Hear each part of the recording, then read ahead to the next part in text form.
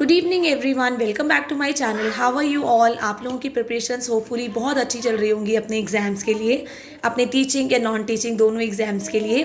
So above that DSSB के अलावा हम लोगों के पास एक और गुड न्यूज़ है दैट अबाउट केंद्रीय विद्यालय वैकेंसीज। येस, आप लोगों को पता है, आप लोगों की लास्ट ईयर जो केंद्रीय विद्यालय की वैकेंसीज थी, it was in huge number and वो हमें दिसंबर 2022 को देखने को मिली थी।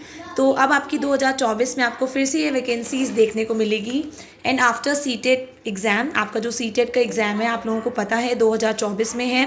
तो आप लोगों को ये सीटेट का एग्ज़ाम क्वालिफाई करना बहुत ज़्यादा इम्पॉर्टेंट है। एज़ जो सीटेट को पेपर 1 क्लियर कर पाएगा वही PRT के लिए एलिजिबल होगा, जो सीटेट लेवल 2 का क्लियर कर पाएगा वो TGT के लिए एलिजिबल होगा। तो अपनी सीटेट पेपर के लिए बहुत अच्छे से मेहनत कीजिए और इसको इस बार निकाल दीजिए। देन आप लोग केंद्रीय विद्यालय के फॉर्म्स भरने के लिए तैयार होंगे, एलिजिबल होंगे।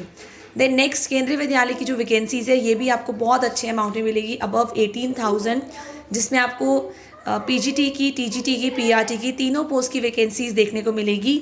एंड एक और बेनिफिट क्या होता है, अगर आप लोग DSSB के लिए प्रिपेयर कर रहे हैं तो आप लोगों को बहुत अच्छी हेल्प मिलने वाली है फॉर केंद्रीय विद्यालय, क्योंकि जो DSSB का एग्ज़ाम होता है बहुत हायर लेवल का होता है, बहुत अच्छे लेवल का होता है। तो अगर आप उसकी प्रिपरेशन कर रहे हैं तो it is easier for you to crack Kendriya Vidyalaya. आप लोग आराम से निकाल पाएंगे केंद्रीय विद्यालय। तो आप लोग ऐसे मत सोचिए कि हम लोग DSSB की कर रहे हैं फिर हमें केंद्रीय विद्यालय की भी प्रिपरेशन करनी पड़ेगी। No, not at all. Kendriya Vidyalaya का सिलेबस ऑलमोस्ट सेम होता है। कुछ टॉपिक्स अलग होते हैं जो आपको थोड़ा सा एक्स्ट्रा पढ़ना पड़ेगा, बट बिलीव मी, अगर आप दिल्ली गवर्नमेंट की तैयारी करते हैं बहुत मन से, बहुत सिंसियर होके, तो केंद्रीय विद्यालय के लिए आपको बहुत कम मेहनत करनी पड़ेगी। नेक्स्ट, केंद्रीय विद्यालय की वैकेंसीज इतनी इंपॉर्टेंट क्यों है? आपको पता है लास्ट ईयर कितनी सारी प्रॉब्लम्स आई थी, B.Ed कैंडिडेट्स को बाहर कर दिया गया था फॉर PRT पोस्ट।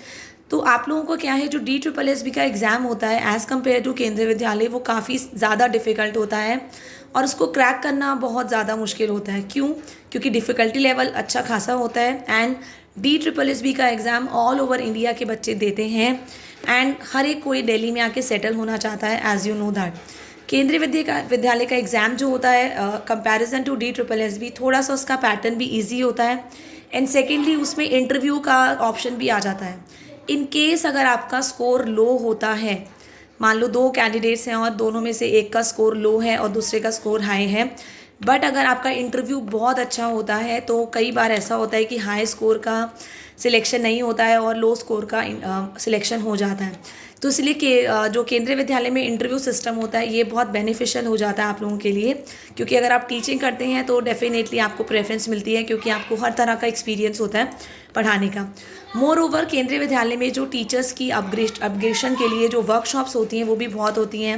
वहाँ पे सेमिनार्स, वर्कशॉप्स होती रहती हैं ताकि टीचर को वो वेल ट्रेन रख सके उसकी ओवरऑल डेवलपमेंट के लिए। तो दिस इज़ द बेनिफिट। तो आप लोग केंद्रीय विद्यालय का फॉर्म फिल करना बिल्कुल मत भूलिएगा और उसके लिए पढ़ाई डेफिनेटली आप करेंगे, but first of all focus on DSSB। केंद्रीय विद्यालय की प्रिपरेशन आपकी साइड बाय साइड हो ही रही है, दैट इज़ फॉर श्योर। तो all the best for the upcoming vacancies. अगर कोई और वैकेंसीज आएंगी तो definitely I am going to tell you. Thank you everyone, have a nice day.